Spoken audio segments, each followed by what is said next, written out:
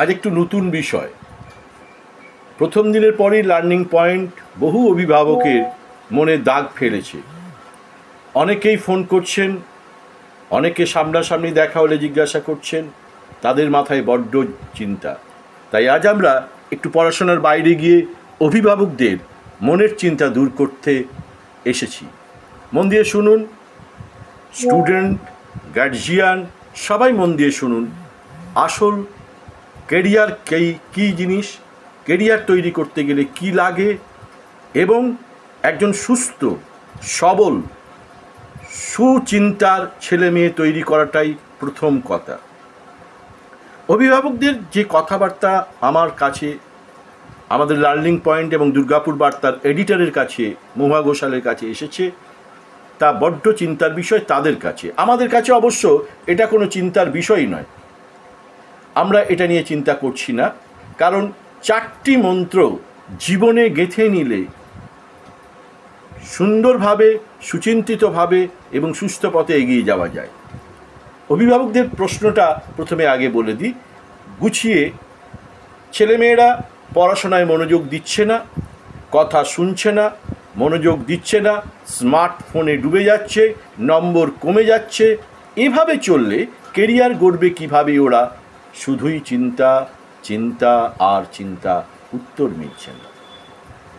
Learning point বলছে চিন্তা ছাড়ুন, ওসব চিন্তা করে কিচ্ছু হবে না, কাজের কাজ কিছু করুন।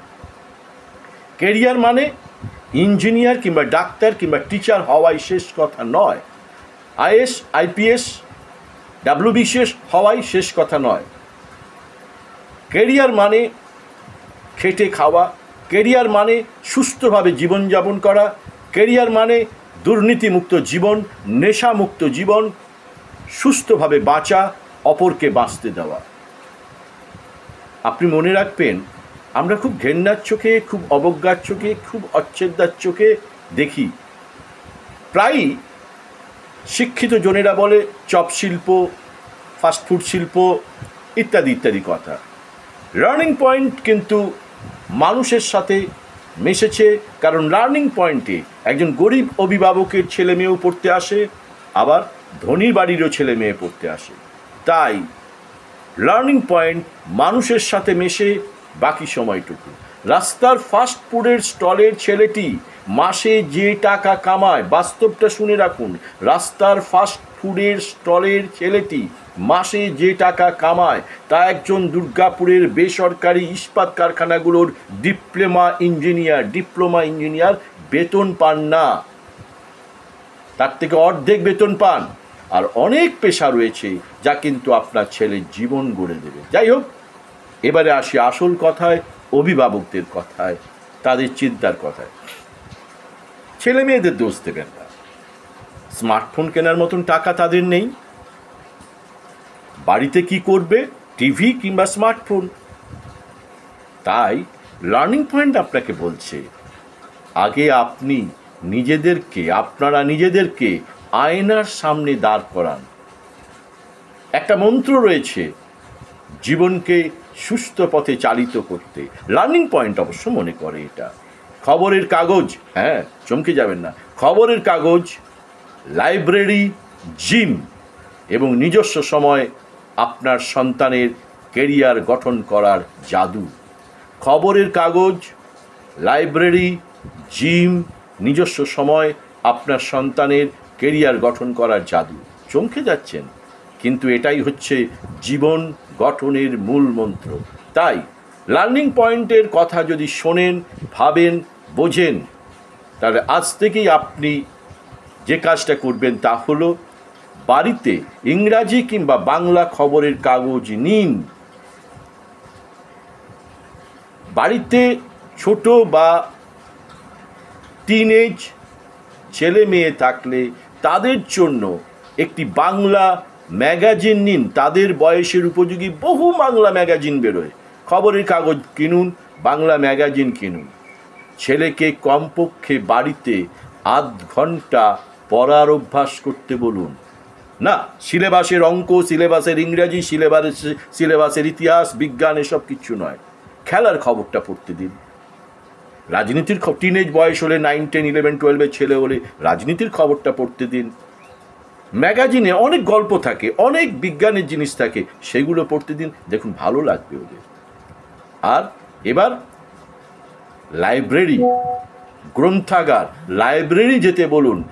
অন্তত পক্ষে, কমপক্ষে সপ্তাহে একদিন আপনার ছেলে বা মেয়ে লাইব্রেরিতে যান। নেই, লাইব্রেরি নেই, লাইব্রেরিতে যাওয়ার অসুবিধা আছে, সময় হাতে নেই, ঠিক আছে, বড্ড টানাটানি সময়, ঠিক আছে, তাহলে আপনি বাড়িতেই একটা ছোট্ট লাইব্রেরি করে দিন আপনার বাচ্চার জন্যে। প্রতি মাসে একটা করে ম্যাগাজিন কিনুন, একটা করে বই কিনুন, যে বইটা ওর পড়তে ভালোবাসে, গল্পের বই, খেলার বই, কোনো জ্ঞানের বই নয়, গল্পের বই, খেলার বই কিনে দিন, তার যা ভালো লাগে, বাংলায় বলুন, ইংরাজিতে বলুন, তার যা ভালো লাগে। আপনি জানেন কি, ফেলুদার গল্প পড়তে পড়তে বা সেই গোয়েন্দা গোগল বা পঞ্চপাণ্ডবের গল্প আপনার ছেলেকে একটা কল্পনার জগতে নিয়ে যাবে। আপনি পড়তে দিন। ইংরাজি বই, অসংখ্য ইংরাজি বই আছে, বাংলা বই আছে, ছোটদের গল্প, সেটা পড়তে দিন। অর্থাৎ হয় লাইব্রেরিতে পাঠান, নয় বাড়িতে একটা করে মাসে বই কিনে দিন। আর জিম বা বাড়িতেই ব্যায়ামের ব্যবস্থা করে দিন। জিম বা বাড়িতেই ব্যায়ামের ব্যবস্থা করে দিন। জিম যদি না থাকে, জিম যাওয়ার সময় যদি না থাকে, তাহলে বাড়িতে কমপক্ষে আধ ঘন্টা সময় থাকলে 1 ঘন্টা ব্যায়াম করতে বলুন। ফ্রি হ্যান্ড হোক, উইথ ইকুইপমেন্টস হোক, ব্যায়াম করতে বলুন। আর এরপরে নিজস্ব সময়, একটা কথা বলেছি না, খবরের কাগজ, লাইব্রেরি কিংবা বই কেনা, ম্যাগাজিন কেনা, ব্যায়াম বা জিম, তার সাথে আরেকটা কথা বলেছিল লার্নিং পয়েন্ট বলেছে নিজস্ব সময়। ইয়াস, নিজস্ব সময়টা বড্ড বড় জিনিস। আপনি মা হন, আপনি বাবা হন, আপনি ঠাকুরদা হন, আপনি ঠাকুমা হন, ছেলে হোক, মেয়ে হোক, আপনার সন্তান, প্রত্যেকের একটা নিজস্ব সময় আছে। ভালো লাগা, মন্দ লাগা, তাদেরও তো মন আছে, আপনার যেমন মন আছে তাদেরও মন আছে। তাই কি করুন, ছবি আঁকার জন্যে ছবি আঁকতে দিন, তবলা বাজাতে দিন, গিটার বাজাতে দিন, গান শিখতে দিন, আবৃত্তি করতে বলুন, কিংবা কোনো ক্রিয়েটিভিটি, কোনো কিছু জিনিস তৈরি করতে, যে কোনো একটা বস্তু রয়েছে, একটা ছোট্ট মাটির হাঁড়িতে একটা ছবি আঁকুক না, একটা মাটির হাঁড়িতে একটা কিছু করুক না কেন, বাড়িতে তারা এটা ওটা সাজাক না কেন, অর্থাৎ একটা নিজস্ব সময়। এইগুলো আপনাকে করাতেই হবে। তারপর দেখবেন ম্যাজিক হয়েছে, ম্যাজিক। লার্নিং পয়েন্ট চ্যালেঞ্জ দিচ্ছে, আপনারা যদি এভাবে আপনাদের সন্তানকে তৈরি করতে পারেন, তাদেরকে এই সুযোগটা দিতে পারেন, আপনাকে আপনার সন্তান নিয়ে ভাবতে হবে না, গর্ব করবেন আপনি, ভালো লাগবে আপনার। কিন্তু কেন করব, প্রশ্ন হতেই পারে, কিন্তু কেন করব? বই কেনা, ম্যাগাজিন কেনা, লাইব্রেরি যাওয়া, জিম যাওয়া, এ কি ক্যারিয়ারের পথে বাধা দেবে না? ধুত্তেরিকা, আপনি তো আসল কথাটাই শুনলেন না। বই বা খবরের কাগজ কেন পড়ব? সত্যি তো, কেন পড়বেন? স্মার্ট হতে পারবেন, স্মার্টফোন হাতে কেউ স্মার্ট হয় না। একটা খবরের কাগজ নিন, ভালো করে উল্টে পাল্টে দেখুন, সারা বিশ্বটা আপনার খবরের কাগজের হাতের মধ্যে আছে। মাত্র মাসে 200-250 টাকা খরচা, গোটা পরিবার স্মার্ট হবেন। কোথায় কি হচ্ছে, কেন হচ্ছে, কিভাবে হচ্ছে, সব কিছু জানতে পারবেন খবরের কাগজে। তাই সব কিছু, টিভি, মোবাইল সব বন্ধ করে মাত্র 200-250 টাকা মাসে খরচ করে একটা খবরের কাগজ কিনুন, গোটা পরিবার আপনার স্মার্ট হতে পারবে। বই কিনতেই হবে, বই পড়তেই হবে। ধরুন ফেলুদার একটা গল্প পড়লেন, সত্যজিৎ রায়ের ফেলুদার গল্প পড়ছেন, বা পথের পাঁচালী পড়ছেন, বা অন্য কোনো ইংরাজি ভাষার বই পড়ছেন, দেখবেন কল্পনা শক্তি বাড়ছে। আপনি ভাবছেন, কল্পনা শক্তি বাড়ছে, জ্ঞান বাড়ছে, ফলে কী হচ্ছে, আপনার ছেলের কেরিয়ারে তা প্রভাব ফেলছে।